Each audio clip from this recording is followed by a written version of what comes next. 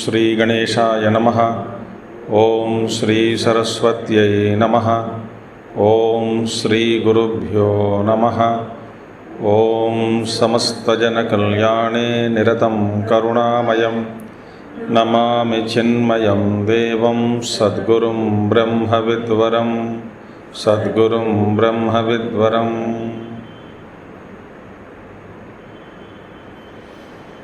ओम व्यासं वसिष्ठनप्तारं शक्तेः पौत्रमकल्मषं पराशरात्मजं वन्दे शुकतातं तपोनिधिं।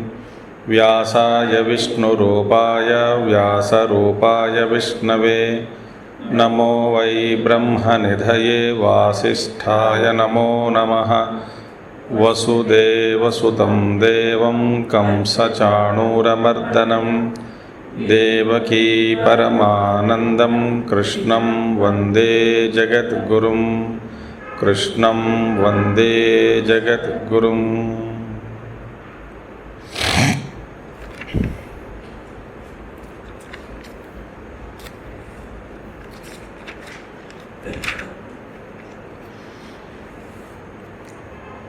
यथाकाशस्थितो नित्यं वायुः सर्वत्र गोमहान् तथा सर्वाणि भूतानि मत्स्थानीत्युपधारय। सर्वभूतानि कौन्तेय प्रकृतिं यान्ति मामिकां। कल्पक्षये पुनस्तानि कल्पादौ विसृजाम्यहं। प्रकृतिं स्वामवष्टभ्य विसृजामि पुनः पुनः। भूतग्राममिमं कृत्स्नम् अवशं प्रकृतेर्वशात्। न च मां तानि कर्माणि निबध्नन्ति धनञ्जय। उदासीनवदासीनम् असक्तं तेषु कर्मसु मयाध्यक्षेण प्रकृतिः सूयते सचराचरं। हेतुनानेन कौन्तेय जगद्विपरिवर्तते।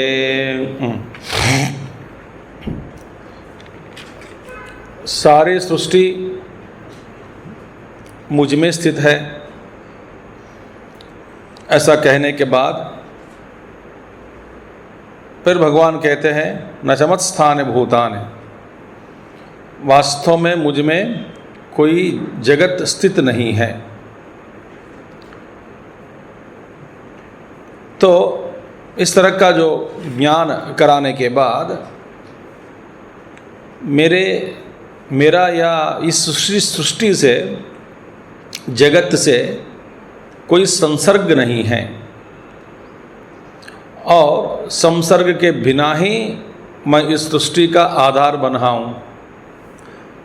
न च मत्स्थानि भूतानि पश्य में योगमैश्वरम। ये मेरा योग ऐश्वर्य है कि मैं इस सृष्टि का आधार हूँ और मेरा ऐश्वर्य क्या है, असंभव को संभव करके दिखाना, यही मेरा ऐश्वर्य है।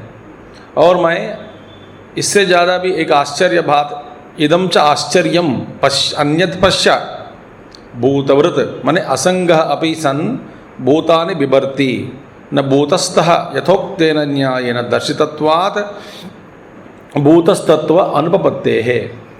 तो भगवान कहते हैं यही मेरा एक अद्भुत बात है कि मैं असंग हूँ तो भी इस जगत का भरण पोषण मैं कर रहा हूँ। कथम पुनः उच्यते असौ मम आत्मा इति। तो आप इसको मम आत्मा, मेरा ये आत्मा, ऐसा कैसे कह सकते हैं? तो उसका उदाहरण में भगवान ने बताया कि अध्यारोप करके अहंकार को, ममत्व बुद्धि को इस देहादि संघात में अध्यारोप करके लोक बुद्धि के अनुसार इस आरोपित अहंकार के द्वारा व्यवहार में मैं और मेरा इस तरह का कथन हो रहा है, मैं और मेरा। वास्तव में सचमुच में देखा जाए कि मेरा आत्मा ये गलत है, मगर लोक बुद्धि के अनुसार इसका व्यवहार चल रहा है, इसमें वास्तविकता नहीं है। तो इसके उत्तर में, तो इसी के बारे में भगवान आगे कहते हैं एक उदाहरण के रूप में, जैसे जो वायु है आकाश में स्थित है, तथा सर्वाणि भूतानि मत्स्थानि इति उपधारय, इसी तरह सारे सृष्टि जगत मुझ में स्थित है। जैसे आकाश निर्लिप्त है मगर आधार भी बना, संग रहित है, इसी तरह मैं भी संग रहित हूँ और आधार भी हूँ। एवं वायु आकाश एवं मयि स्थितानि सर्वभूतानि स्थिति काले, जैसे वायु आकाश में स्थित हैं, इसी तरह सृष्टि के काल में और कल्प में, सृष्टि प्रतीत काल में ये सारी जो सृष्टि मुझ में स्थित है, और कल्प आदौ, कल्प के अंत में मुझ में लीन होता है, कल्प के फिर आरंभ में इसको मैं सृष्टि करता हूँ। प्रकृतिम स्वाम अवष्टभ्य, कैसे करोगे? ये सब प्रकृति से निकलती हैं, मेरे ही प्रकृति को मेरे अपने वश में रखकर पुनः पुनः बार बार इस जगत को मैं सृष्टि करता रहता हूँ। भूतग्राममिमं कृत्स्नम अवशम प्रकृतिर्वशात्, ये सारे भूत लोग हैं, भूत प्राणी लोग, ये प्रकृति के वश में पड़े हैं, वह तो अस्वतंत्र है, अपने अधीनता में कुछ भी नहीं है। तो सृष्टि के समय बाहर आना ही आना है उनको, और सृष्टि के अंत में फिर अंदर जाएंगे। तो इस तरह का आप यदि सृष्टि करते हैं तो इस सृष्टि में भूतों में जो पाप और पुण्य का जो हो जाता है, कभी पापी कभी पुण्य बनेगा, पुण्यवान। इसी तरह तो आपको भी ये दोनों दोष लगना चाहिए, क्योंकि आप ही कर रहे हैं, तो आप ही है कारण।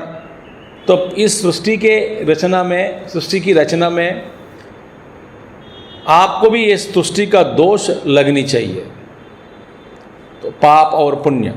तो भगवान कहते हैं न च माम तानि कर्माणि निबध्नन्ति धनंजय, मैं तो ईश्वर हूँ और मुझे सृष्टि के जो भी कर्म हैं मुझे ये बंधन में डालने वाला नहीं है, क्योंकि मैं उदासीनवत बैठा हूँ, इससे ऊपर बैठा हूँ, असक्तम, मेरा जो ये संग नहीं है इन कर्मों में, बस मैं ऊपर बैठा हूँ, उदासीन हूँ मैं, न्यायाधीश जैसे किसी पर पक्ष नहीं लेता हूँ, इसीलिए मैं ऊपर हूँ। तो वे विरुद्ध बात हो गई। एक और आप कहते हैं कि सृष्टि की रचना करते हैं, आप ही करने वाला है, दूसरे और कहते हैं आप उदासीन हो, ऐसे ये विरुद्ध बात हो गई यहाँ पे। तो इसीलिए तत्परिहारार्थम, ये जो शंका मन में हो सकती है किसी के मन में, तो भगवान इसकी निवृत्ति करते हुए कहा कि मया अध्यक्षत्वेन प्रकृति ही सूयते। देखियो, कर्म करना, कर्मी बनकर इस सृष्टि में एक भागीदारी बनना ये अलग है, वो मैं नहीं करता हूँ, मगर केवल अध्यक्ष रूप में मैं स्थित हूँ। तो अध्यक्षत्व का ग्रहण करके, माने अध्यक्ष रूप में जब मैं स्थित हूँ, मेरे अध्यक्षत्व में सारी सृष्टि चलती है, मगर इन कर्मों के साथ मेरा कोई संबंध नहीं है।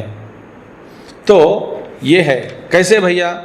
मया सर्वतो अध्यक्षत्वेन, अध्यक्ष माने यहाँ पे भगवान कहते हैं कि सर्वतो दृशिमात्र स्वरूपेण अविक्रियात्मना अध्यक्षेण मम माया त्रिगुणात्मिका अविद्यालक्षणा प्रकृतिम सूयते उत्पादयति सचराचरम जगत।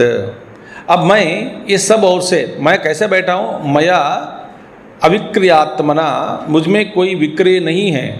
जैसे कि अव्यक्त मूर्तिना, मैं अव्यक्त मूर्ति, मुझे मेरा जो अव्यक्त रूप है उस रूप से इस जगत को पूरा व्याप्त कर कर बैठा हूँ। इसी तरह भगवान कहते हैं मैं केवल दृश्य मात्र स्वरूपेण, माने दृक् स्वरूप, दृक् स्वरूप में कोई क्रिया होने का संभावना नहीं है। अब इस पर थोड़ा विचार करेंगे।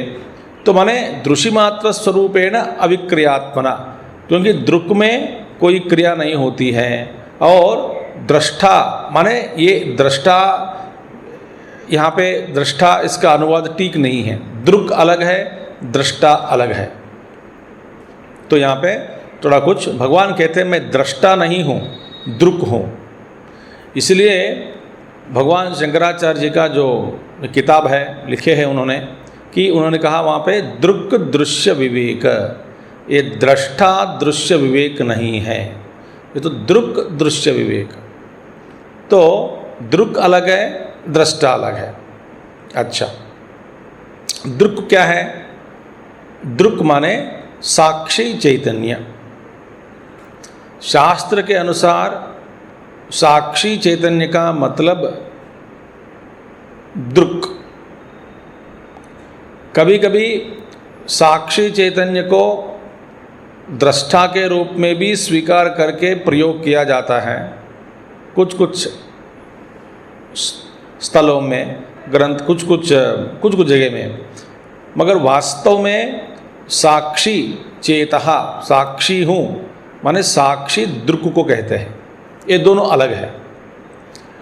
दृक् क्या है?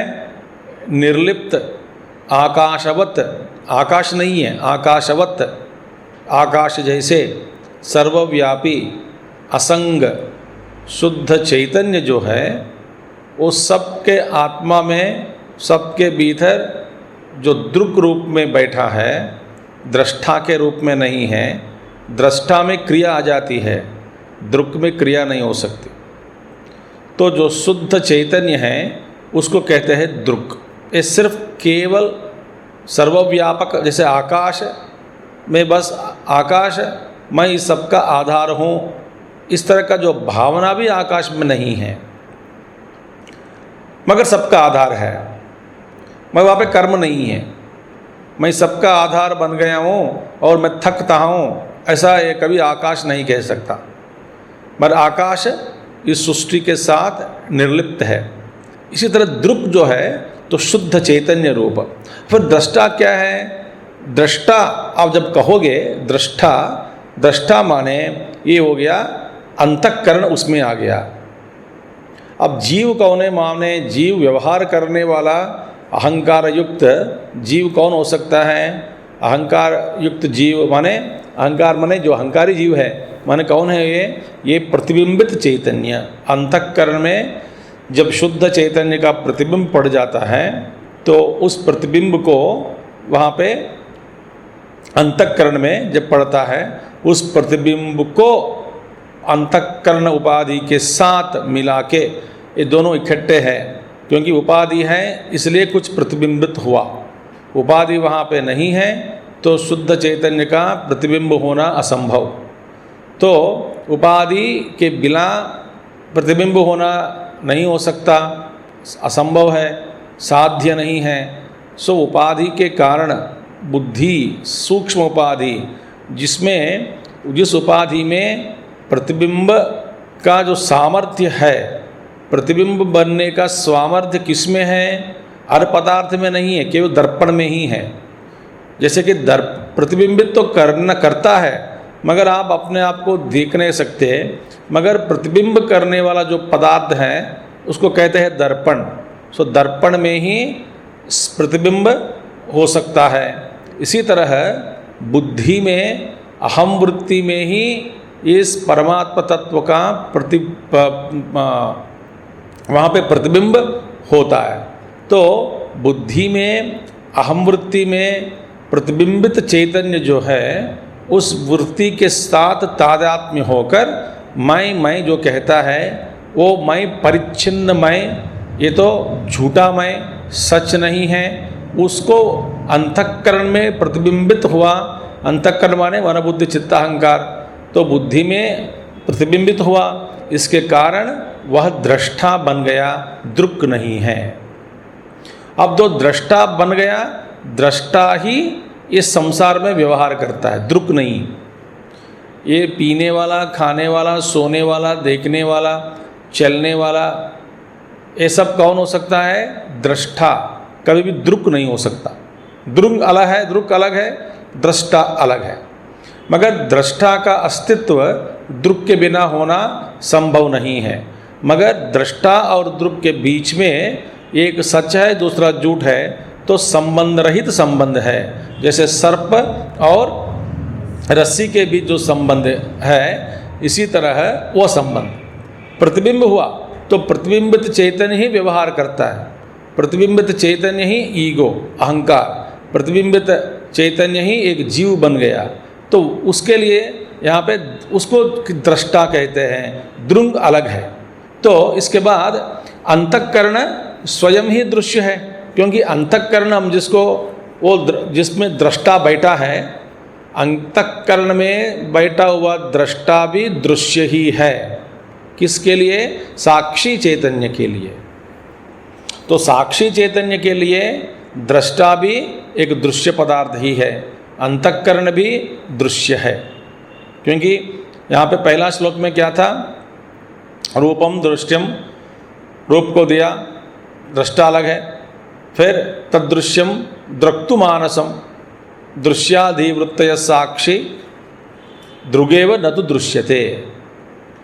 तो इसी तरह ये सारे जो व्यवहार सब कुछ दृश्य है, अंतःकरण भी दृश्य है, मगर दृक् जो है वो साक्षी, वो कभी दृश्य नहीं बन सकता।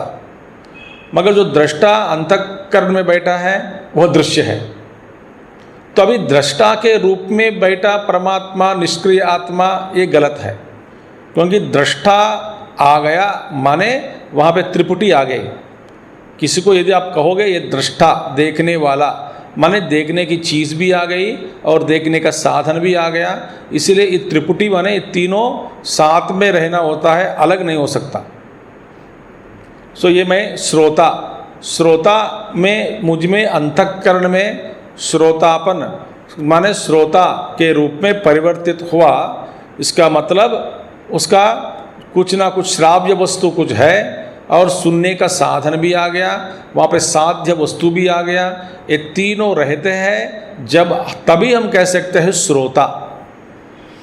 इसी तरह देखने वाला, सुनने वाला, सूझने वाला, स्पर्श करने वाला, जब ये दृष्टा माने सब कुछ सबके लिए लागू है, आंख के लिए नहीं, सबके लिए, सभी इंद्रियों के व्यापार के लिए लागू है। सो जब दृष्टा आ जाती है तो दृष्टा आ गया माने वहाँ पे कोई ना कोई दृश्य पदार्थ है। तो ये तीन हैं, दृश्य पदार्थ के ऊपर आधारित दृष्टा है। यदि दृश्य पदार्थ ही नहीं है, दृष्टा रह ही नहीं सकता। दृष्टा करके केवल एक दृश्य पदार्थ की दृष्टिया हम कह सकते हैं दृष्टा। मगर दृक् जो है वो तो स्वतंत्र है, ये दृष्टा के अलावा भी रह सकता है। तो दृष्टा संसारी है मगर दृक् असंसारी। अब भगवान सर्वव्यापक परब्रह्म परमात्मा, भगवान कहते हैं दृश्य मात्र स्वरूपेण, माने साक्षी क्या है? फिर अंतःकरण स्वयं ही दृश्य है। और साक्षी के रूप में, साक्षी किसको कहते हैं? दृक्। दृक् वास्तव में साक्षी है। मयाध्यक्षत्वेन, अध्यक्ष वहाँ कौन है? दृष्टा नहीं है, दृक् है।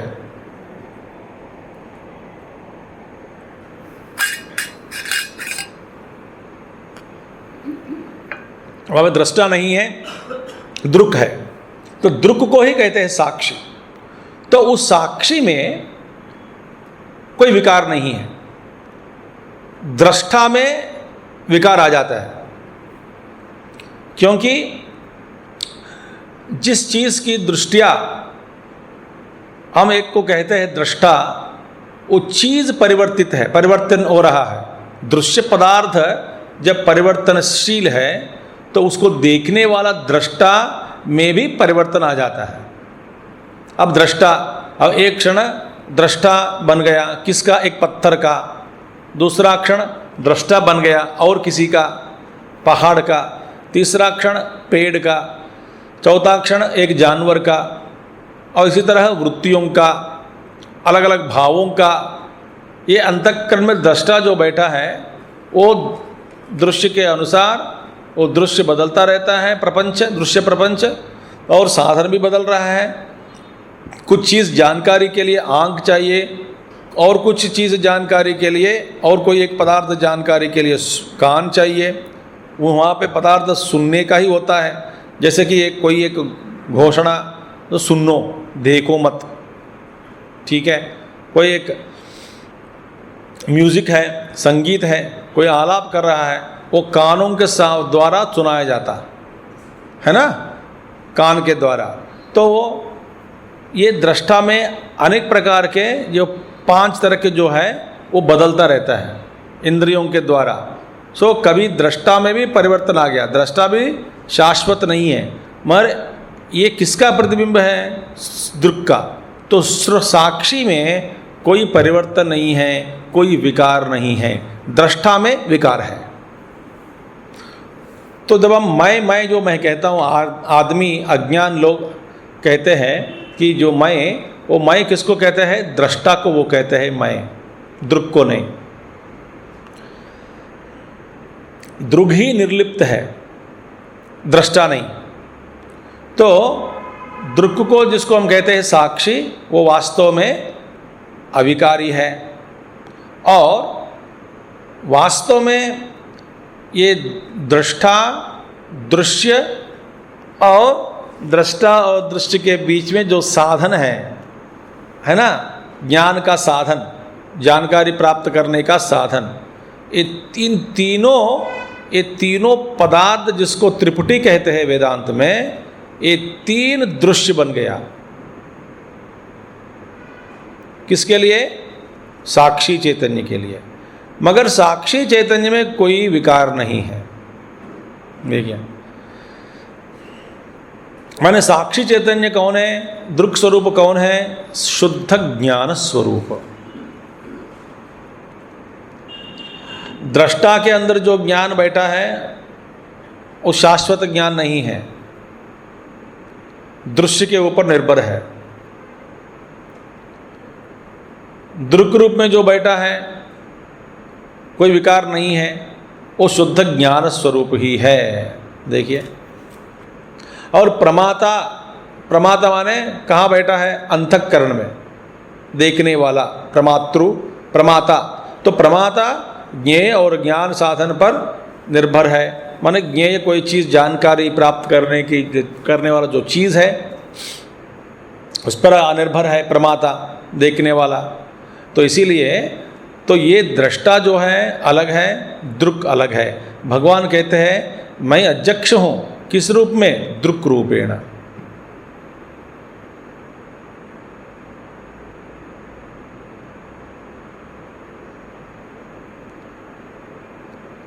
इसी तरह बैठे साधना करे, दृष्टा के अंदर उतर गया तो संसारी बन गया।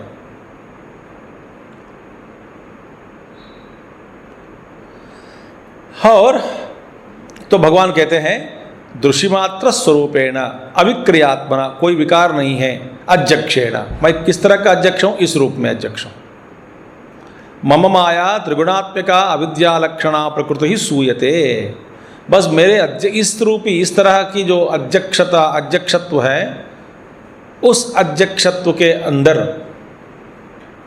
मेरी जो प्रकृति है, त्रिगुणात्मिका प्रकृति, जिसका स्वरूप क्या है, अविद्या, लक्षण क्या है, अविद्या लक्षणा। मेरी जो प्रकृति है वो प्रकृति सृष्टि करती है। देखिए, मैं केवल साक्षी हूं।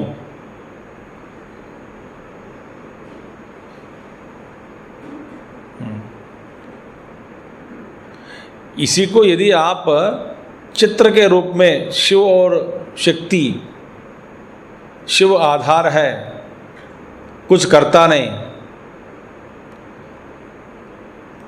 उसमें कोई कर्म का चेतनता नहीं है, अविक्रिय है, मगर आधार है। विन्यास करने वाली,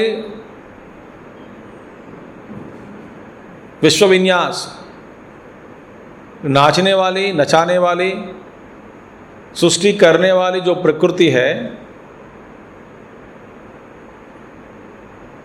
उसमें सारे क्रियाएं देख सकते हैं, सत्वगुण, रजोगुण, तमोगुण, सब गुण। अब इसको चित्र के रूप में यदि दिखाया तो आप देखिए होंगे शिव जी लेटा हुआ है, मरा हुआ, और नाचती है उसके ऊपर काली। देखा ऐसा चित्र? अब कहने वाला ऐसा बेवकूफ़ लोग भी है कि माँ ने शिव जी को भी मार दिया और उनके लाश पर डांस कर रही है।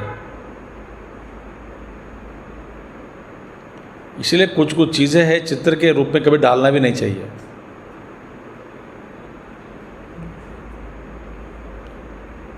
कैसे उतार सकते हो? तो शिव बैठा हुआ है, मरा हुआ, निश्चेष्ट हुआ, और माँ काली बैठी उसके ऊपर, माने इस सबका मैं अविकारी होकर इस प्रकृति का मैं आधार हूं। यह है इसका अर्थ। मुझ में कोई क्रिया नहीं है, किसी का पक्ष नहीं लेता हूं, सिर्फ केवल अध्यक्ष दृक् रूपेण। अच्छा, तथा च मंत्र वर्ण, इसके बारे में मंत्र में भी आया है। श्वेताश्वतर उपनिषद हमने देखा है, पढ़ा है। एको देव सर्वभूतेषु गूढ़ः सर्वव्यापी सर्वभूतांतरात्मा कर्माध्यक्षः सर्वभूताधिवासः साक्षी चेता केवलो निर्गुणश्च। ये श्वेताश्वतर माने एको देवः सर्वभूतेषु गूढ़ः, गूढ़ माने अदृश्य भाव, दिखता नहीं, मगर सर्वभूतेषु गूढ़ः, सभी भूतों में स्थित है। कौन है? एको देव, एक ही देव सब में स्थित है। जो अपने आप को टुकड़ा करके हर देह में अपने आप को बिठाया क्या? नहीं, वो तो एक ही है, मगर सब में बैठा है। बिजली एक ही है, मगर अनेक प्रकार के ये पदार्थों के द्वारा जो भी है उन सब के द्वारा प्रकट कर रहा है। विद्युत एक ही है। अनेक प्रकार साधन जो है, पंखा एक साधन है, लाइट एक साधन है। इन सभी साधनों के द्वारा, इन सभी साधनों में इस विश्व में इस समय जितने भी साधन हैं जो बिजली पर ही चलने वाले, इन सब में एक ही तरह का बिजली स्थित है। बिजली में द्वैत नहीं है।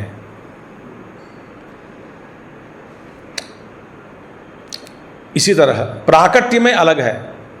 उसका प्राकट्य में एक साधन में ज़्यादा प्राकट्य, कुछ साधनों में कम प्राकट्य, मगर है वही बिजली है। इसी तरह सर्वव्यापी सर्वभूतांतरात्मा, सर्वव्यापी है और सबका अंतरात्मा है। और कर्माध्यक्ष, देखिए ईश्वर कौन है? कर्माध्यक्ष, सर्व कर्म फलों का ईश्वर तो दाता है, मगर अध्यक्ष वही है, देने वाला वही है। मगर उसमें मैं दे रहा हूँ ऐसे जो अहंकार भी नहीं है, वो साक्षी है। मगर साक्षी चेता, वास्तव में सब कुछ करने वाला जैसे दिखता है, और आप थोड़ा पता करके खोज के जानने की जो प्रयास अब जब करते हैं कि ये परमात्मा का तत्व क्या है, तो आपको ये पता लगेगा वह केवल साक्षी है। वास्तव में वह साक्षी ही है बस। क्योंकि मांडुक्य उपनिषद में आया, क्योंकि वहाँ पे ब्रह्म की दृष्टिया उनके अंतर्गत कोई सृष्टि ही नहीं है।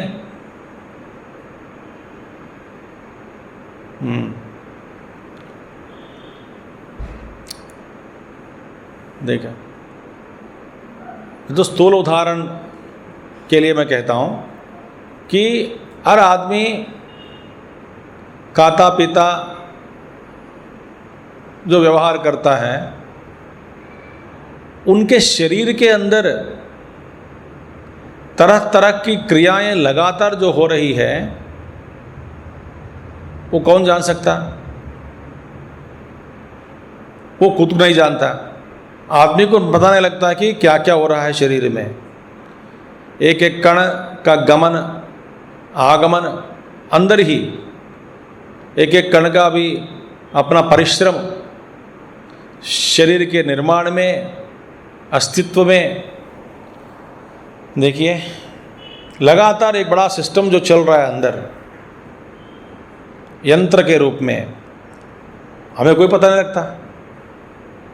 वास्तव में इसका कोई पता नहीं लगता। तो आप पूछोगे कि इतने सारे अंग हैं, इतने सारे कण हैं, इतने सारे नाड़ियां हैं, इतनी खून है, मांस है, पिंड है, मज्जा, ये सब है, लगातार कुछ हो रहा है अंदर। तो आप अपनी दृष्टि से हम कुछ पता नहीं लगता, हमारी दृष्टि से ना के बराबर है।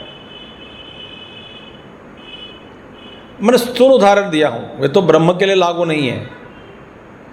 मगर इसी तरह ब्रह्म में आप कहोगे कि सृष्टि के बारे में यदि ब्रह्म से पूछोगे तो ब्रह्म पूछेगा कि कौन सी सृष्टि के बारे में, किस सृष्टि के बारे में आप बात कर रहे हैं, क्योंकि मुझ में वास्तव में कुछ नहीं है।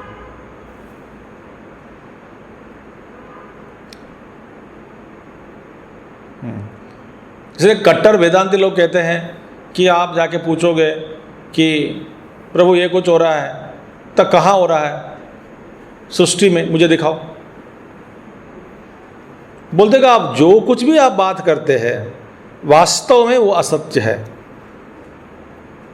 कोई सच्चाई नहीं है। केवलो निर्गुणश्च, निर्गुण रूपी केवल मैं एक ही हूँ और निर्गुण हूँ, गुण विकार भी कुछ भी नहीं है मुझ में, मैं अकेला हूँ। और जो सृष्टि जो भास रहा है, प्रतीत हो रहा है, किसको? अज्ञानी लोगों को। तो आपकी दृष्टि से मैं कहता हूं कि मैं सृष्टि का आधार हूं।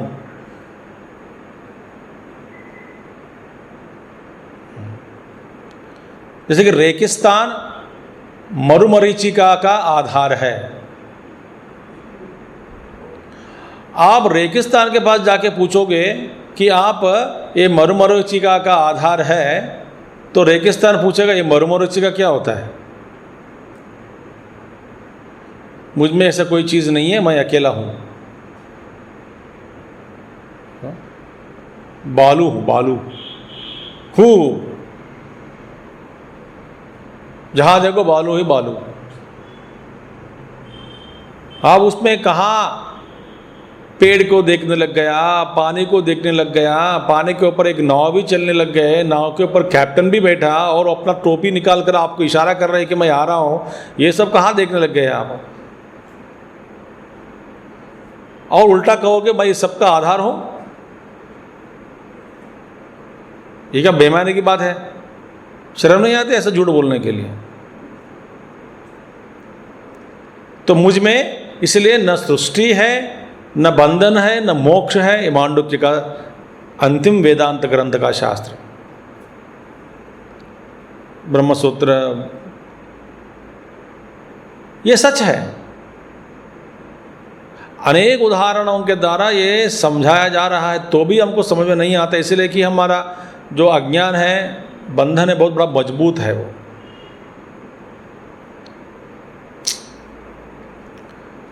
तो हेतुना अनेना, इस हेतु के कारण, अनेन हेतुना। अब देखिए, तो ये परमात्मा साक्षी तो बाद में भी आएगा, दृषि कर्मत्व आपत्ति निमित्ता ही जगत सर्वा प्रवृत्ति, इसके बारे में बाद में देखेंगे। हेतुना अनेन हेतुना, अनेन हेतुना माने अब हेतु क्या है? अध्यक्ष रूप ही हेतु है। अध्यक्ष रूप।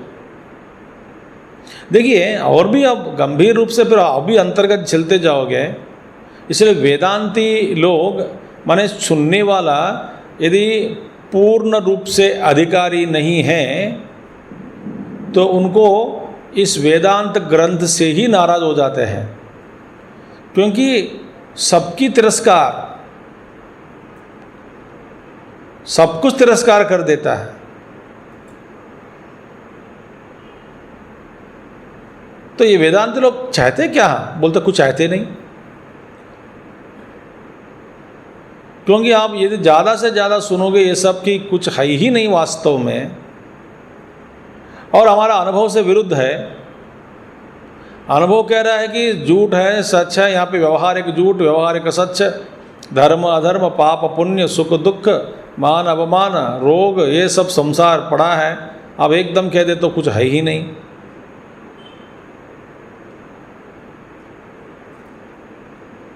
इसलिए नाराज हो जाते हैं कुछ लोग।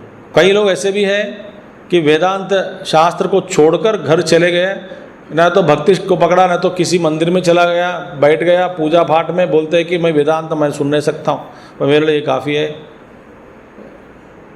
आप सबको इनकार कर देते हैं। इसलिए भगवान शंकराचार्य जी मान लिया कि तो ठीक है, जब तक अज्ञान है अविद्या है तब तक इस जगत का प्रतीत के रूप में प्रतीत होता रहता है आपको। जब तक अविद्या है तब तक इस जगत दिखती है, तब तक ये व्यवहार चलती है। जब ये अविद्या समाप्त हो गई तो भगवान रमण महर्षि बार बार कहते थे कि भगवान सृष्टि में ऐसा हो रहा है, ये ठीक नहीं है, विश्व में अब कुछ करना है, हम सबको कुछ करना है, धर्म को करना है। तो भगवान कहते हैं करने वाला कौन है? मैं हूँ। तो मैं कौन हूँ? तो पहले अपने आप को जानो।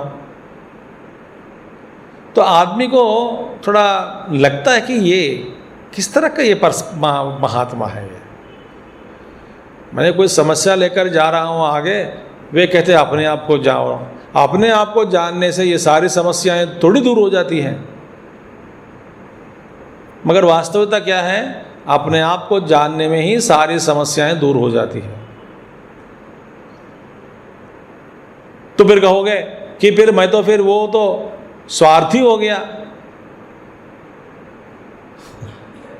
तो भगवान रमण महर्षि जवाब देते थे पहले अपने आप को जानो, जानने के बाद यदि तुझसे अलग के रूप में कोई सृष्टि हो तो तुम उसकी सेवा करने के लिए उपक्रम हो जाओ, उज्जित हो जाओ।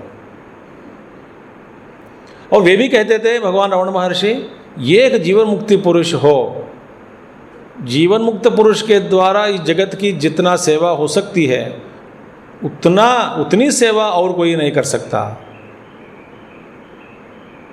क्योंकि उनका रहना ही एक बड़ा एक पर पहाड़ जैसे एक बड़ा आधार है। सेवा हो रही है उनके द्वारा, बैठे बैठे ही कई लोगों के अंतःकरण में बदलाव आ जाते हैं, परिवर्तन आ जाती है लोगों में। वो तो निष्क्रिय है, बोलता भी नहीं है और लोग उनको जानते भी नहीं। हमारे बीच में भी होंगे, हम पहचान नहीं पाते कर सकते उनको, मगर उनके जितने भी लोग हैं आजू बाजू लोग, माने हजारों लोग करोड़ों लोग, जब की जो सब में सबके अंतःकरण में परिवर्तन होता रहता है। भगवान रमण महर्षि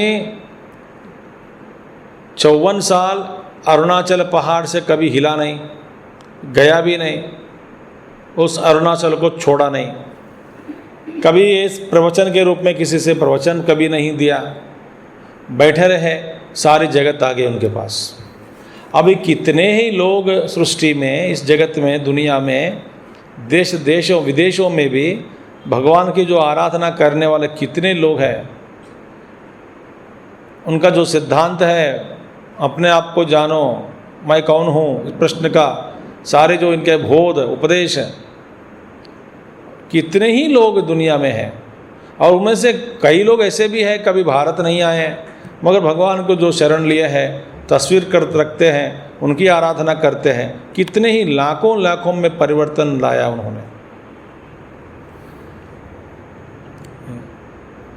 तो इसलिए ये है ना, ये अध्यक्ष रूप निमित्तत्व है। निमित्त जो है, हे कौन्तेय सचराचरम व्यक्त अव्यक्तात्मकम विपरिवर्तते। मैं जो इसी हेतु के कारण अध्यक्ष हूँ, मगर मेरे अध्यक्षत्व ही काफ़ी है, उसमें कोई कर्म का आरोप मत करो, मुझ में दोष का आरोप मत करो, मैं निर्लिप्त हूँ। फिर भी मेरे बिना कुछ नहीं चलता, वो तो ठीक है, मगर मेरा अध्यक्षत्व ही बस काफ़ी है। इसी के कारण प्रकृति के द्वारा ये सारा संसार चल रहा है, प्रकृति चला रही है। और कौन सा है संसार? सचराचरम, चर और अचर जगत जो भी है, व्यक्त अव्यक्त, जो दिखती है, जो नहीं दिख रही है, जो भी सृष्टि है, व्यक्त और अव्यक्त सृष्टि, सब कुछ चल रहा है, घूम रहा है, परिवर्तित हो रहा है लगातार मेरे ही अध्यक्षत्व में। मैं फिर क्या, आप क्या करते हैं? इसका ज्ञान हो रहा है कि नहीं? आगे आएगा, बोल के हाँ हो रहा है। अब और एक अद्भुत बात बताता हूं। देखिए, दृष्टा के अंदर, अंतर्दृष्टा के दृष्टा में जो कुछ भी ज्ञान होता है, उस ज्ञान से, ज्ञान को प्राप्त करके दृष्टा में कोई ना कोई परिवर्तन आ जाता है। क्योंकि ये प्रभावित हो जाता है ज्ञान से। कौन? दृष्टा। किसी चीज को जाना, दृष्टा, जीव, अहंकार, जो ज्ञान का स्वीकार करना इंद्रियों के द्वारा लगातार जो हो रहा है, सपन में भी होता है, जागृत अवस्था में भी हो रहा है, छूटता नहीं, धारा छूटती नहीं, धारा तो धारा है, चल रही है, लगातार ज्ञान हो रहा है। माने एक एक ज्ञान जब हम अंतःकरण में पड़ जाता है, मैं दृष्टा के रूप में स्वीकार करता हूँ, और जो दृष्टा है उस ज्ञान से प्रभावित हो जाता है। दृष्टा में ही कोई परिवर्तन आ जाती है ज्ञान के कारण। जैसे कि आप एक किसी चीज़ को देखा, दृष्टा, देखने के बाद उस ज्ञान से आप प्रभावित इसी ऐसा हो जाता है कि न तो उस वस्तु के प्रति राग होगा, न तो इस वस्तु के प्रति द्वेष होगा। उस ज्ञान के कारण आप में राग आने का संभावना या द्वेष आने का संभावना, या नहीं तो कोई ना कोई परिवर्तन, इसका विश्लेषण, इसका फिर कर्म करना, आरंभ करना। जो लौकिक जो ज्ञान हम जो प्राप्त कर रहे हैं, उस ज्ञान के कारण दृष्टा में कोई ना कोई परिवर्तन हो रहा है, हो जाता है। जो दृष्टा, इसलिए दृष्टा को ही कहते हैं संसारी, क्योंकि वो लगातार बदल रहा है, बदलता जा रहा है।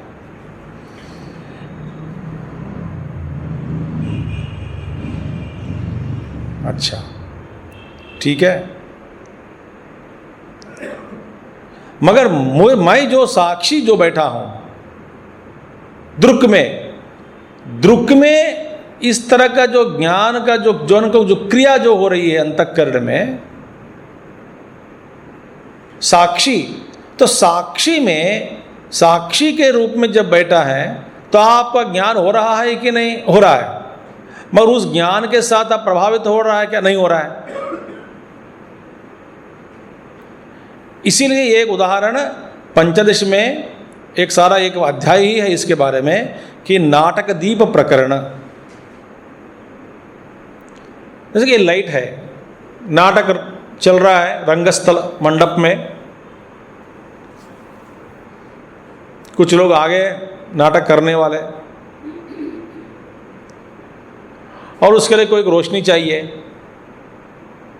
तो उस मंच पर, मंडप पर 1 घंटा या 2 घंटा का जो नाटक जो चल रहा है, उसको चलाने के लिए एक हीरो, हीरोइन, फिर विलन, सब लोग होते हैं, बात करते हैं, व्यवहार कर रहे हैं,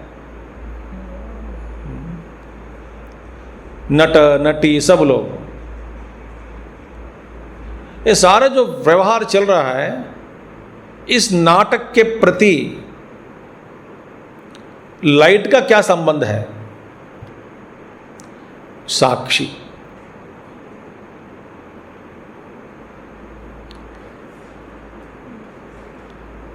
देखने के जो जितने भी लोग आए हैं, जो नाटक हो रहा है उसके अनुसार इन सबके अंतःकरण में कोई ना कोई प्रभाव, कभी दुख, कभी सुख, कभी गुस्सा, कभी विश्लेषण होता है। तो वो लाइट में देखो, लाइट के बिना, कांति के बिना, इस उजाला के बिना जो नाटक चल रहा है, चलना नहीं होता लाइट के बिना। मगर लाइट को, यदि लाइट की दृष्टि आप देखोगे, आप पूछोगे लाइट को ज्ञान हो रहा है कि नहीं? ज्ञान हो रहा है, मगर उस ज्ञान में क्या है? ज्ञान सेवल शुद्ध ज्ञान रूप, सेव के ज्ञान हो रहा है, ठीक है, मगर उसमें और कोई चेष्टा नहीं है। मेरा इस नाटक के साथ कोई संबंध है ही नहीं, मगर मेरे बिना ये नाटक चल नहीं सकता। नाटक में जो कुछ भी हो रहा है उससे मैं प्रभावित नहीं हूं, बिल्कुल। मुझ में कोई राग नहीं है, द्वेष नहीं है, कल्पनाएं नहीं है, कुछ नहीं है, अपेक्षाएं नहीं है, आक्षेप भी नहीं है। यही है महात्माओं का। आप इसी तरह का साधना आप करोगे अपने आप, जब बैठकर वहां पहुंच गया, वही तो उसके कहते नैष्कर्म्य सिद्धि, ब्रह्मणो भावम। तो ये भगवान कहते हैं, जिस हेतु के द्वारा, माने अध्यक्ष रूपी हेतु के द्वारा मैं इस जगत का, मैं ये सचराचर जगत विपरिवर्तते, मेरे समक्ष में ये सब कुछ हो रहा है। नाटक जो लाइट के समक्ष में सब कुछ हो रहा है,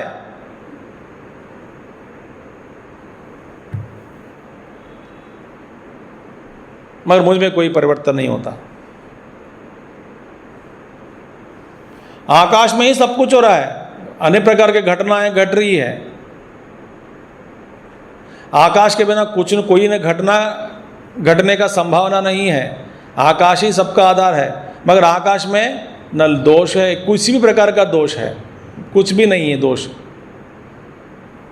कभी सुख पाता, कभी दुख पाता, ये नहीं, ऐसे भावनाएं बिल्कुल नहीं है आकाश में। कभी एक यज्ञ चल रहा है तो आकाश में सुख हो गया, कहीं एक किसी ने किसी को मार दिया तो आकाश दुख हो गया। नहीं, आकाश का कोई संबंध ही नहीं है।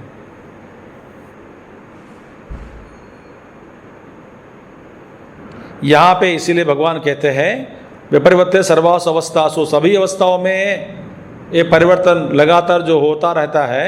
दृषि कर्मत्वापत्ति निमित्ता ही जगतः सर्वा प्रवृत्ति ही। आहा, ये तो ज्ञान की बात आ गई फिर दोबारा, माने वही चल रहा है बात।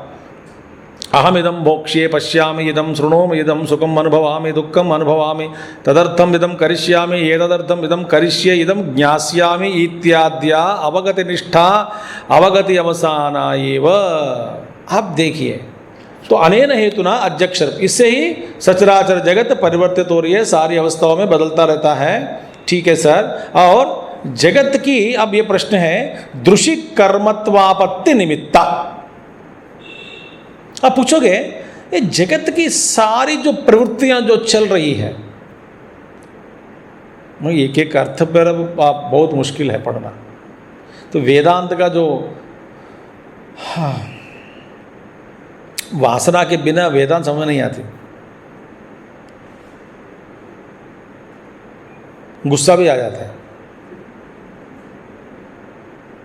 और सुनने में लगता है कि ये सब छोड़ दो, भगवान के पास जाओ, मंदिर जाओ, नारियल फोड़ो, ये आसान है। और वेदांत सुनने जाओ, जो जो अच्छी अच्छी बात है हमारे लायक सुन लेना, ये ऐसे भयंकर बात है ना, दूर रहो, तो पागल हो जाता है आदमी सुन सुन के।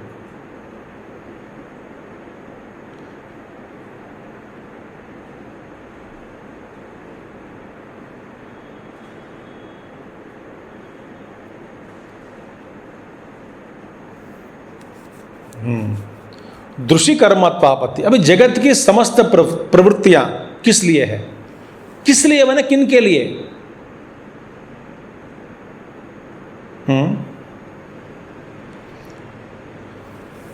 किस लिए सब जगत यहां पे आया कि दृश्य कर्मत्वापत्ति निमित्ता है। माने ये साक्षी चेतन के, ये सारे चीज जितने भी है साक्षी चेतन के ज्ञान के विषय होना ही इसका तात्पर्य है, बस इतना ही। सारी प्रवृत्तियां किस लिए? ज्ञान की, साक्षी चेतन के ज्ञान का विषय होना ही इसका ये क्या बोलते हैं, इसके लिए ही है सारी प्रवृत्तियां। और किसके? ज्ञान के लिए ही है। माने ज्ञान हो रहा है। ये कैसा ज्ञान? इस तरह का ज्ञान, नाटक दीप मैंने के दीप का ज्ञान। इसलिए खाया जाना, जो खाया जा रहा है, ये चीज इसके द्वारा खाया जा रहा है। इस ज्ञान किसके लिए हो रहा है? किसको हो रहा है? साक्षी चैतन्य को। साक्षी चैतन्य को इस तरह का ज्ञान होना ही, इसी के लिए ये सारी प्रवृत्तियां चल रही है। इसके अलावा और कोई प्रवृत्तियां नहीं है, कोई कारण नहीं है।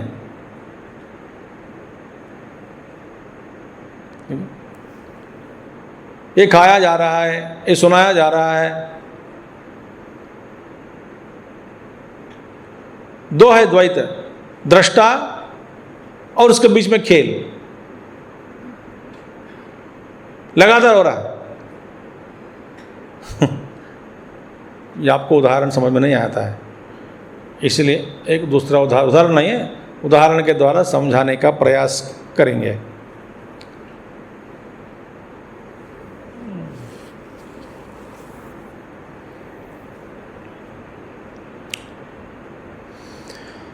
मैं उदाहरण के ढूंढ नहीं रहा हूं, मैं आराम कर रहा हूं बीच में। स्वामी जी भूल गए होंगे तो उदाहरण देखिए। जो बात तुरंत जो समझ में आ जाती है, या जो बात किसी को समझ में आ गया, तो समझी हुई बात को दूसरों को समझाना बड़ा कठिन है। इसी उदाहरण के द्वारा प्रयास करने के लिए हमको बहुत सारे लोग, जैसे भगवान शंकराचार्य जी दिए उदाहरण के द्वारा समझाया जाता है। देखिए,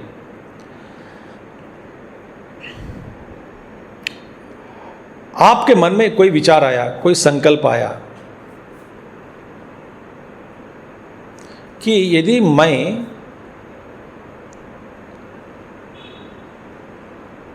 अभी साधारण व्यक्ति हूं, यदि उदाहरण बस भिखारी के रूप में मैं यदि भिखारी हो जाता हुआ हो तो कैसा लगता है?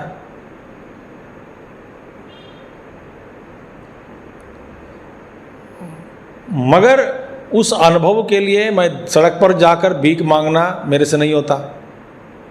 मगर भीख मांगना कैसा हो सकता है, कैसा होता है, इसका अनुभव कैसा लगता है? यदि आपके मन में ये विचार आया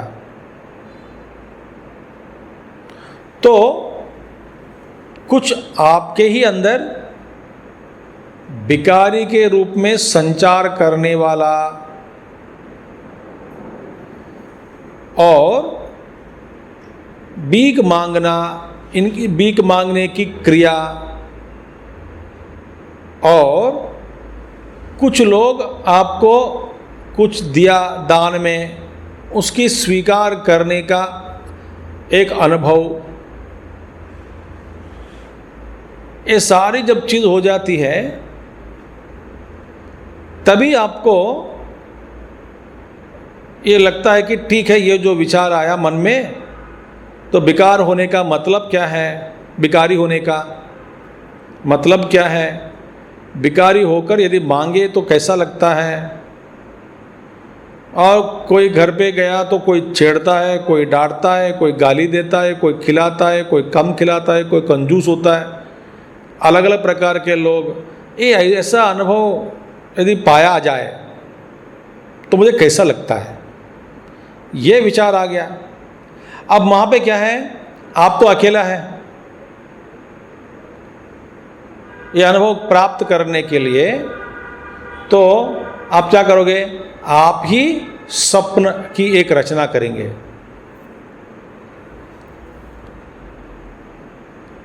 तो स्वप्न में जो विकारी बन गया, आप तो विकारी नहीं है, मगर स्वप्न में यह विकारी के रूप में कोई प्रतिबिंबित, कोई एक व्यक्ति विकारी के रूप में जन्म लिया। वो आप समझते हैं कि स्वप्न के समय मैं ही हूं।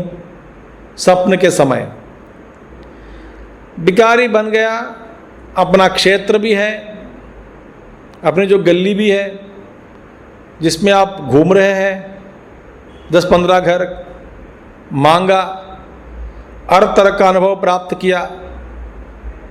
इस सारी वृत्ति में जो विकारी जो है वो झूठ है, सच नहीं है, सपने में है। जब सपने में है तब आपको लगता है कि ये सच है, जगने के बाद ये तो असच है। मगर आपकी जो इच्छा है विकारी के रूप में घूमने का, अनुभव करने का, ये द्वैत प्रपंच की सृष्टि आपने जो अपने लिए ही स्वप्न में किया है, और जगने के बाद तो आपकी जो सारी जो कल्पनाएं, क्रियाएं, इसका मतलब क्या हुआ, सिर्फ ज्ञान मात्र के लिए ही हुआ है। माने सिर्फ मैं जानना चाहता था कि यदि मैं विकारी बन जाता तो कैसा लगता। जागृत अवस्था में आने के बाद इस अनुभव में आप तो जान लिया, जानने के बाद माने आप ये सब सारी क्रिया किस लिए किया है, वृत्तियां, सारी चेष्टाएं सिर्फ जानने के लिए ही है। तो साक्षी चैतन्य का माने ये क्या है, यहाँ पे किस लिए प्रवृत्तियां हो रही है, साक्षी चैतन्य के ज्ञान का ही विषय होने का ही इस सारी प्रवृत्तियां का सफलता इसी में ही है। सचमुच आप विकारी नहीं बनना चाहता, क्योंकि बन भी नहीं सकता। सचमुच वैसा ही कोई भी व्यक्ति कुछ भी नहीं बन सकता सचमुच। अब ये जगत सृष्टि है, जागृत अवस्था, ये क्या है, ये भी स्वप्न है। मैं यदि वक्ता बनूं तो कैसा लगता है, तो मुझ में एक दृष्टा वक्ता है, वक्ता का अवतार लिया अभी इस वक्त। इस दृष्टा के पीछे जो दृक् बैठा है, बस सिर्फ उसका ज्ञान के लिए ये सारी वृत्तियां चल रही है।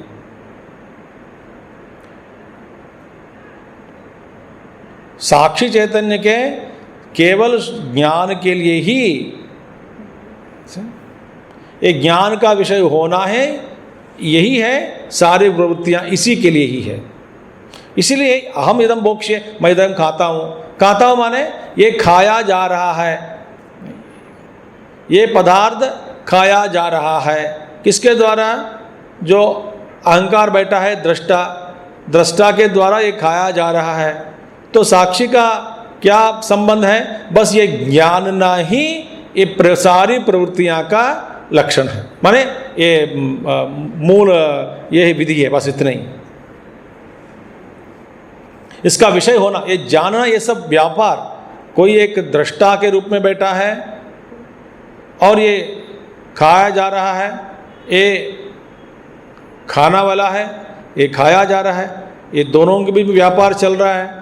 इस व्यापार का ज्ञान होना ही साक्षी चैतन्य का बस ये विषय है, विषय बनना ही, विषय बनने के लिए ही, साक्षी चैतन्य के ज्ञान के विषय बनने के लिए ही ये सारी प्रवृत्तियां चल रही है। इसके अलावा इसमें कोई प्रयोजन सिद्ध नहीं होता।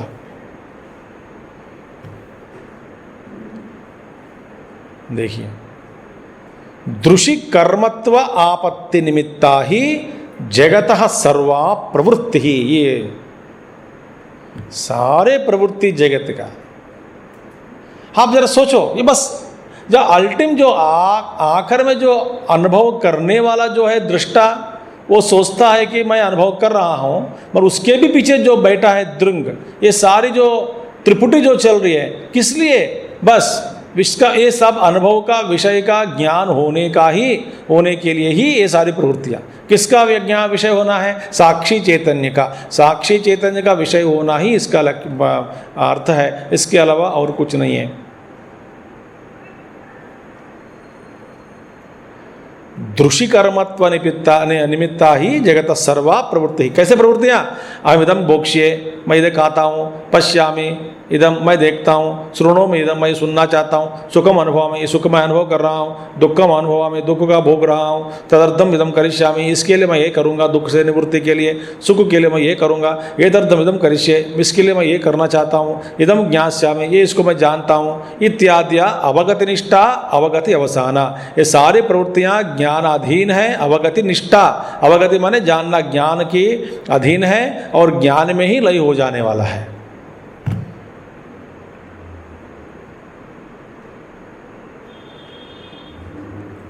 बस साक्ष्य।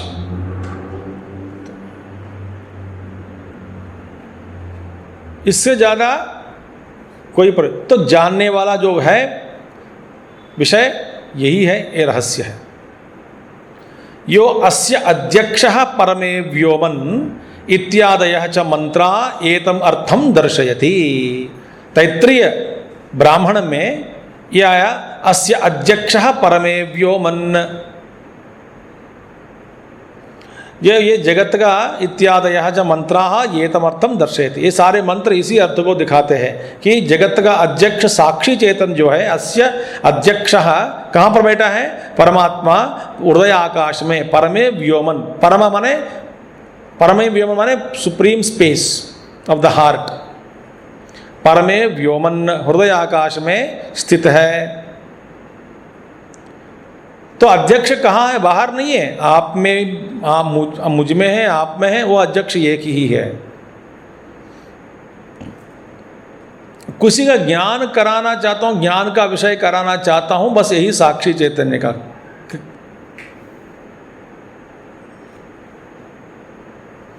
सारे प्रवृत्तियां साक्षी चैतन्य के ज्ञान के विषय होने के लिए ही है, बस ज्ञान का विषय, इसके बाद और कुछ नहीं है। देखिए, ततश्च एकस्य देवस्य सर्वाध्यक्ष भूत चैतन्य मात्रस्य परमार्थतः सर्वभोग अनभिसंबंधिनः अन्यस्य चेतनांतरस्य अभावे भोक्तुः अन्यस्य अभावात् किन्निमित्रायं सृष्टिः इति अत्र प्रश्न प्रतिवचने अनुपपन्ने।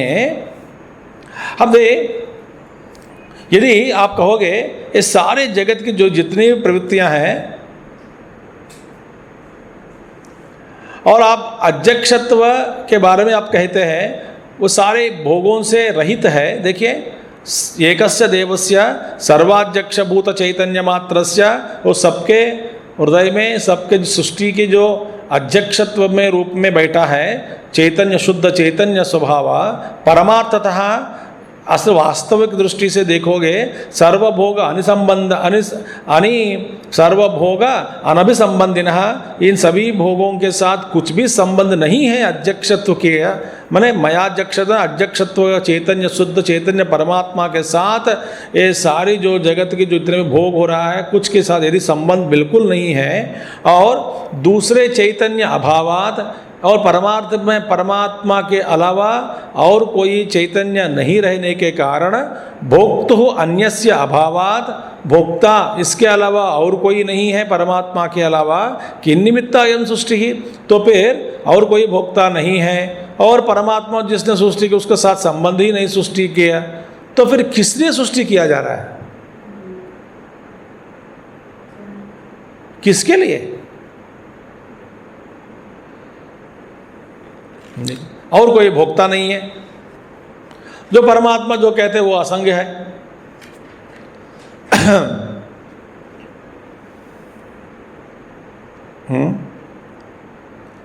तो इसका अर्थ क्या है? तो भगवान इति ऐसा प्रश्न इति प्रश्न प्रतिवचने अनुपपन्ने, माने यह विषय जो है अनिर्वचनीय है। ये किस लिए हो रहा है, माने इसका कोई जवाब नहीं दे सकता, क्योंकि परमात्मा के दृष्टि के द्वारा कुछ संबंध नहीं है, इनके अलावा और कोई भोक्ता ही नहीं है। तो ये किस लिए हो रहा है, किसके लिए हो रहा है, हो रही है सृष्टि?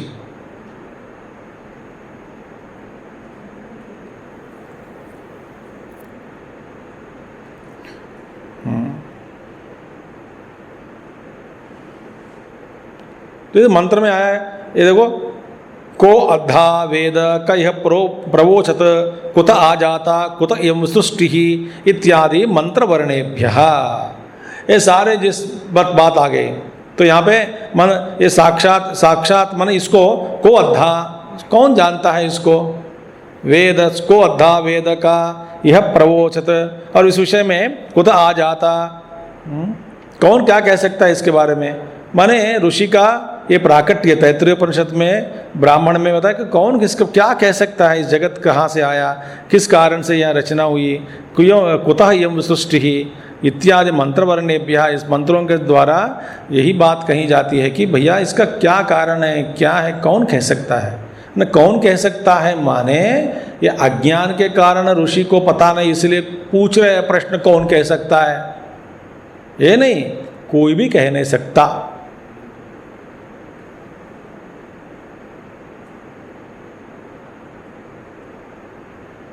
अनिर्वचनीय। मगर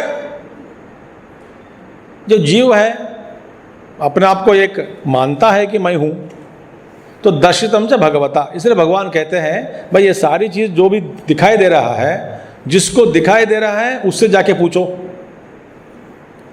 इसके आंतर्य में ये सारे जो प्रश्न हैं, सृष्टि कहाँ से आई, किसने किया, क्यों किया, कब किया, कैसे किया, इसका आंतर्य क्या है, भोगने वाला कौन है और क्यों किया जा रहा है, कब सृष्टि शुरुआत हुई, कब बंद होगा, इसका क्या प्रयोजन है, और ये करने वाला कहाँ है, हमसे कितना दूर है, ये सारे प्रश्न वास्तव में बेकार है।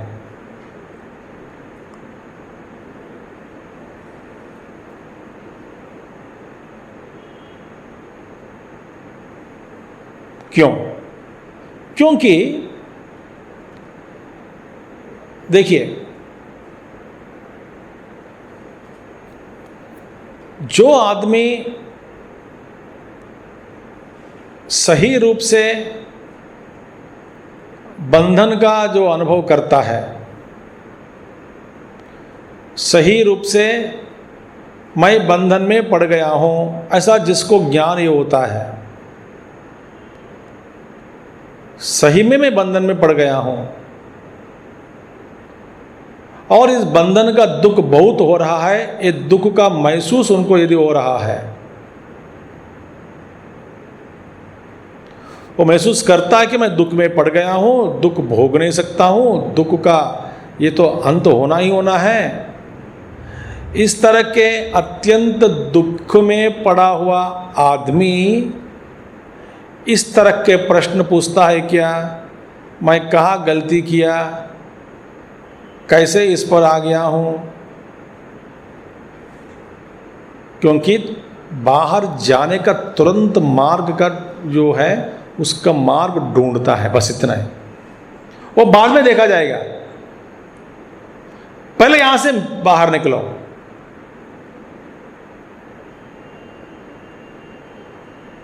क्योंकि ऐसे प्रश्नों के जवाब ढूंढना मेरे लिए टाइम वेस्ट है।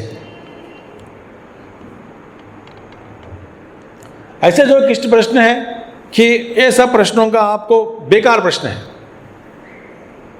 जैसे एक उदाहरण महात्मा जी दिए हैं, मैं बहुत बचपन में सुना था। एक कहा भी होगा, मैं तो यहाँ पे, कोई आदमी घर आया, घर का जो मालिक, बच्चे भी हैं, तो आते बोला कि ये घर का इतना दुर्गंध कहाँ हो रहा है, बदबू, ढूंढे निकलो, क्या चूहा मर गया क्या, और कोई मर गया क्या, ये क्या हुआ, कोई रह नहीं सका। तो सब बच्चे, पत्नी, ये पति, सब लोग घर पूरा ढूंढने लगे। बदबू से पहले मुक्ति, नहीं तो रह नहीं सकता घर पे। तो सबसे छोटे वाला भी है, सब कुछ बड़ा, सब बेटे ढूंढ रहे हैं कि कहाँ से आया, ढूंढो। अपना नाक को हर कोने में घुसा कर देख रहे कि कहाँ है, क्या, कहाँ से आ रहा है, यहाँ से आ रहा है क्या। तो सबसे छोटा वाला जो है ना, वो ढूंढते दाढ़ी का जो शू को पलट के देखा, वहाँ पे किसी के टट्टी के ऊपर वो पैर लगा के, शू लगा के घर लेके आया। अच्छा, ये टिट्टी का, टट्टी या टिट्टी जो भी हो, मैं मस्ती के लिए कहता हूँ टट्टी टुट्टी, पैर लगाया। और ये बच्चा क्या है, उसको घुमा के पलट के वो पप्पा जी के नाक के पास लेकर दिखा रहे थे कि यही है ना पप्पा, लगता है इसी से आ रहा है। अब पप्पा का जवाब देखो कि कोई ऐसा बेवकूफ डैडी होता क्या, ये किसका हुआ होगा, क्या खाया होगा, जिसने कहा इसका उम्र कितना हुआ होगा, कितना होता होगा, और इसका परिमाण कितना है, 200 ग्राम, 100 ग्राम, ऐसा प्रश्न पूछते हैं क्या। ये दुर्गंध से पहला छुटकारा पाओ, उसको लात मारेगा, डांटेगा, पत्नी को बुलाएगा, लेके जाओ शू बाहर, उसको भी लेके जाओ, दोनों को नहला के आओ पहले, पता नहीं क्या क्या करता है बच्चा। जाओ तुरंत घर पे पहले शांति लाओ। मैं गलती किया होगा, वहां पे चर्चा होता है क्या, आपने क्यों गलती की, आप हमको डांटते हैं, आप भी आज गलती किया आज। ये सब प्रश्नों का पूछने के लिए भी किसी में हिम्मत नहीं है, क्योंकि बहुत भयंकर दुर्गंध से प्रभावित होकर बड़े रो रहे हैं, सब लोग दुख पा रहे हैं। इसी तरह ये प्रश्नों का, ये सारे जो साधक को आ जाएगा, पहले अच्छा लगता है कि ये प्रश्न पूछने में, क्या भक्ति श्रेष्ठ है या ज्ञान श्रेष्ठ है या कर्म श्रेष्ठ है, अद्वैत भगवान है क्या, न तो द्वैत है क्या, और ये क्यों बनाने भगवान सृष्टि, कहाँ रहते हैं, ये सब प्रश्न बेकार है। ये आदमी जब थोड़ा साधक और आगे जाने के बाद इन सारे प्रश्नों को समाप्त कर देता है, बोलते हैं अपने आप में बैठो, बस यही है, मैं कौन हूँ। कहाँ तक ढूंढते जाओगे, ये सब प्रश्नों का अनिर्वचनीय है, माया का खेल है, और इसका कारण ढूंढते रहोगे, माया ही है, प्रकृति का खेल है, और प्रकृति का स्वरूप अनिर्वचनीय है। इसलिए वैज्ञानिक लोग कितने भी ढूंढते रहेंगे इस दुनिया में, बाहर की दुनिया तो अनंत है, कभी समाप्त नहीं होती खोज किसी भी चीज़ का, किसी भी विषय का।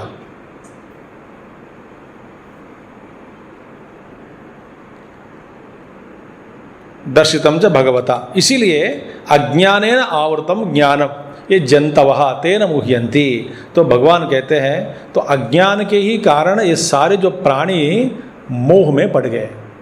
ये मोह के कारण ऐसे प्रश्न उठते हैं, मोह के कारण उनको सृष्टि प्रतीत हो रहा है। वास्तव में सृष्टि मांडुक्य में जाओगे है ही नहीं।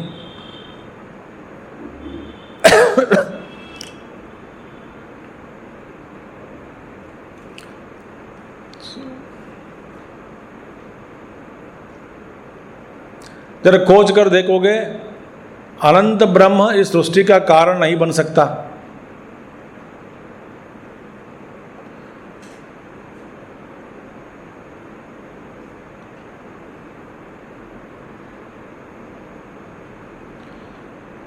ये सब सोचने के बाद, देखने के बाद आपको पता लगता है कि जब तक मुझ में अज्ञान है तब तक ये सृष्टि प्रतीत हो रहा है। जब मुझ में अज्ञान खत्म हो जाता है, इसका प्रतीत होना बंद हो जाता है। जब तक मुझ में अज्ञान है तब तक सर्प दिखेगा। जब मुझको ये रस्सी का ज्ञान हो गया तो सर्प का अंतर्धान उसी समय हो जाता है।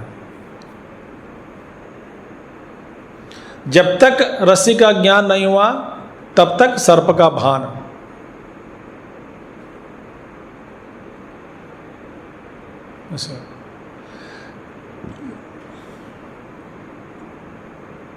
इसे विचार सिद्ध।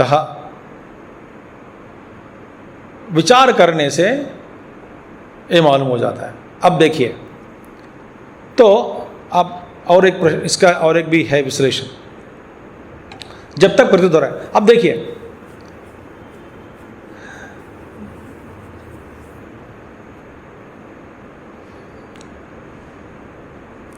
ये जगत प्रतीत होता है, हो रहा है, मगर किसी भी प्रमाण के द्वारा इस जगत का अस्तित्व को आप स्थापित नहीं कर सकते।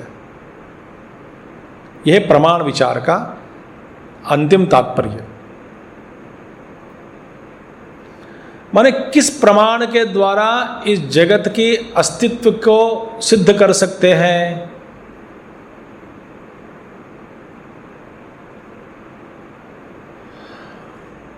आप प्रमाण विचार करोगे तो आपको ये मालूम हो जाएगा प्रमाण के द्वारा ये जगत है, ऐसा किस प्रमाण से द्वारा जाना जा सकता है? कोई प्रमाण नहीं। यदि आप प्रतीत हो रहा है, मानता हूं, प्रतीत का ज्ञान, प्रतीत के द्वारा ज्ञान हो रहा है, प्रतीत ज्ञानम, मगर प्रमाण ज्ञान, प्रमाण लगा हुआ है तो ये सारे जगत बालू के दीवार जैसे ढह जाता है, रह नहीं सकता। नहीं। जब तक आपके अंदर अज्ञान है तब तक वो मंच पर जो दिखा रहा है, जंतर मंतर जो हो रहा है, जो भी है, मैजिक दिख रहा है।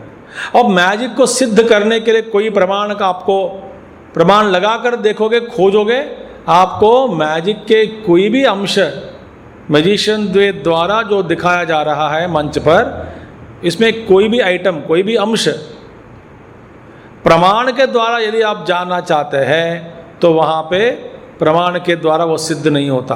क्यों? वो सब कुछ झूठ है। देखिए, आपको लगता है कि मैजिशियन किसी का गर्दन को काट दिया, नीचे फेंक दिया, आपके सामने दिख रहा है, चलो मैं प्रमाण के द्वारा जानना चाहता हूं। प्रमाण के द्वारा जानना चाहने से वहां पे नहीं खून है, खून भी दिखाई दे रहा है, आपको सब कुछ दिखाई देता है। अब वास्तव में नजदीक जाकर जरा खोजोगे, आपको लगता है कि ये तो धोखा है, आदमी का आदमी वैसे के वैसे ही है। तो किस प्रमाण के द्वारा उस मैजिक को आप सिद्ध कर सकते हैं, बताओ?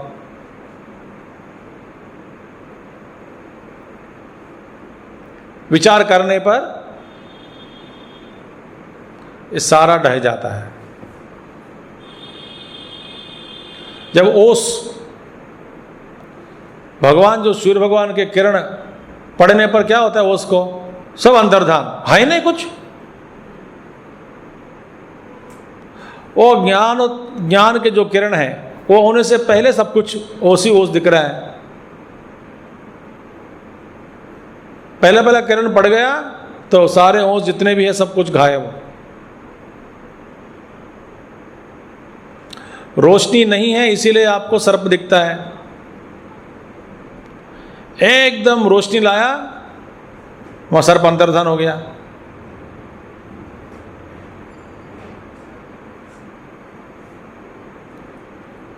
इसीलिए ज्ञान का प्रभाव क्या है, तो ये ज्ञान होने से इन सारे जो प्रश्न हैं, क्योंकि जगत के जो अस्तित्व का स्थापित करने के लिए प्रमाणों के द्वारा कोई कुछ सिद्ध करना चाहता है, ये प्रमाणों से सिद्ध नहीं होता, कभी भी नहीं हो सकता। क्योंकि कोई वस्तु है सचमुच तो आप किस प्रमाण से जाना जा सकता है, इस वस्तु को आप ढूंढ सकते हैं।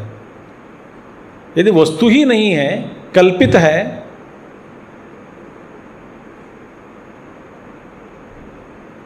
तो कल्पित वस्तु की जानकारी के लिए किस प्रमाण को मैं अभी उतरा हूं इसमें मैदान में। तो प्रमाण से द्वारा इसका ज्ञान नहीं होता, मगर प्रतीत के द्वारा ज्ञान होता है। प्रतीत माने जब तक आपके सामने वो दिखाई दे रहा है तब तक आपको लगता है कि ये सृष्टि है। जब तक आप नींद में नहीं चले जाते दिन में हर रोज, तब तक जागृत अवस्था आपके सामने प्रस्तुत है। जब बिल्कुल नींद में चला गया, ये सारी जागृत अवस्था सृष्टि है, खत्म हो जाती है।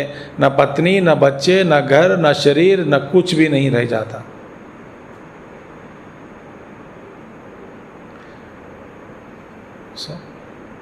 So praman means means of knowledge.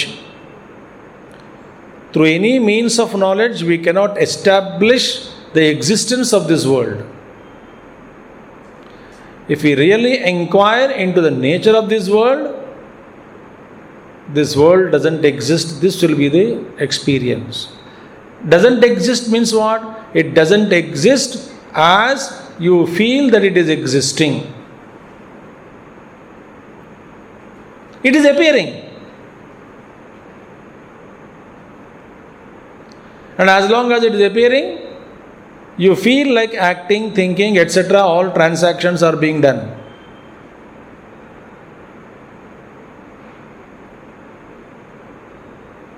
But only appearance. How can you establish dream? स्वप्न का जो आप किस प्रमाण से आप स्थापित करना चाहते हैं सपने?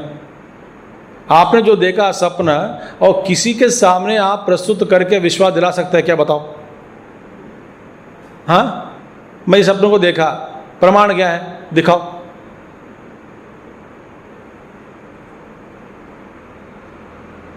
मैं कह रही हूं बता, सुनना पड़ेगा, आपको मानना पड़ेगा।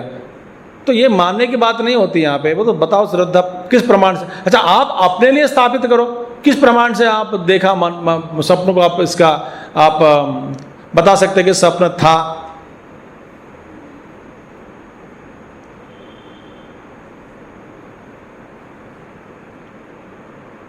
जैसे भगवान रमण महर्षि करते, खोजने पर इस सृष्टि की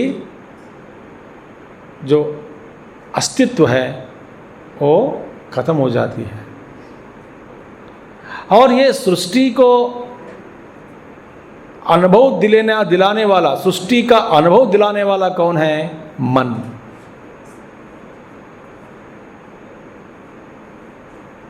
इसलिए मन नींद में चली गई, सृष्टि खत्म हो गई।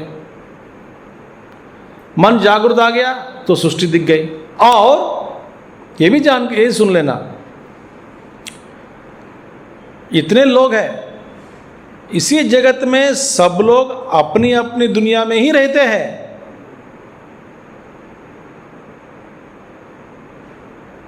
सबके लिए एक ही दुनिया, जिस दुनिया में सब लोग रहना, ये भी नहीं हो रहा है, नहीं हो रहा है। सब लोग एक ही दुनिया में है क्या, बताओ? नहीं।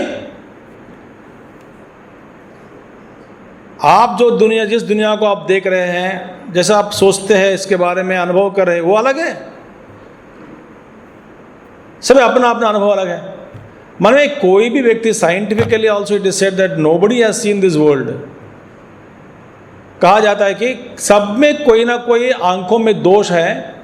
तो भौतिक प्रपंच जो भी है वस्तु, इसका असली रंग, असली जो परिमाण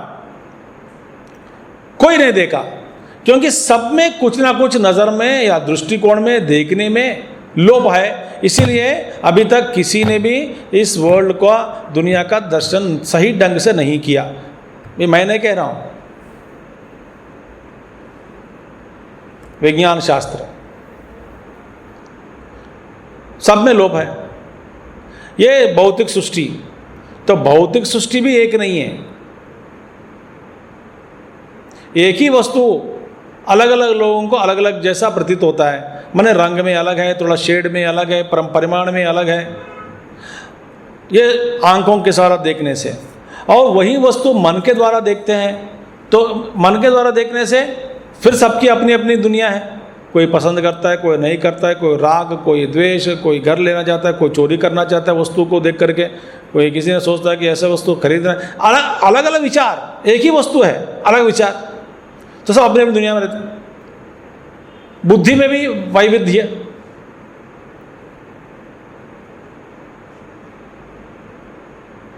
तो सारी सृष्टि हमारी कल्पना में ही है। एवं माम नित्य शुद्ध बुद्ध मुक्त स्वभावम सर्वजंतूनाम आत्मानमपि संतम। आहा, मैं कौन हूँ? नित्य शुद्ध भुक्त बुद्ध मुक्त स्वभावम सर्वजंतूनाम, सर्वजंतूनाम आत्मानम, मैं सभी जंतुओं का, प्राणियों का आत्मा हूँ। मैं नित्य हूँ, शुद्ध हूँ, बुद्ध हूँ, मुक्त हूँ। देखिए, अपि संतम, मैं इस तरह का, मैं सब में बैठा हूँ, नित्य हूँ, सर्वव्याप्त हूँ, मैं कहीं छुपाकर बैठा नहीं हूँ, खुला हूँ, तो भी मुझे अज्ञानी लोग जान नहीं सकते। अवजानन्ति मां मूढ़ाः, ये मूर्ख लोग हैं, मूढ़ लोग हैं, वो जान नहीं सकते। मैं खुला हूँ, सबके लिए उपलब्ध हूँ, सबके लिए बराबर हूँ, नित्य हूँ, शुद्ध हूँ, बुद्ध हूँ, मुक्त स्वरूप हूँ, सबकी आत्मा हूँ, मैं दूर नहीं हूँ, सबके बैठा हूँ।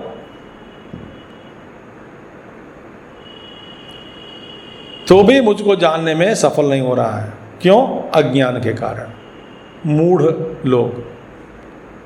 तो इसका अर्थ अगला क्लास में देखेंगे। ओम पूर्णमदः पूर्णमिदं पूर्णात् पूर्णमुदच्यते पूर्णस्य पूर्णमादाय पूर्णमेवावशिष्यते। ओम शांति शांति शांति। हरि ओम श्री गुरुभ्यो नमः। हरि ओम सद्गुरुनाथ महाराज की।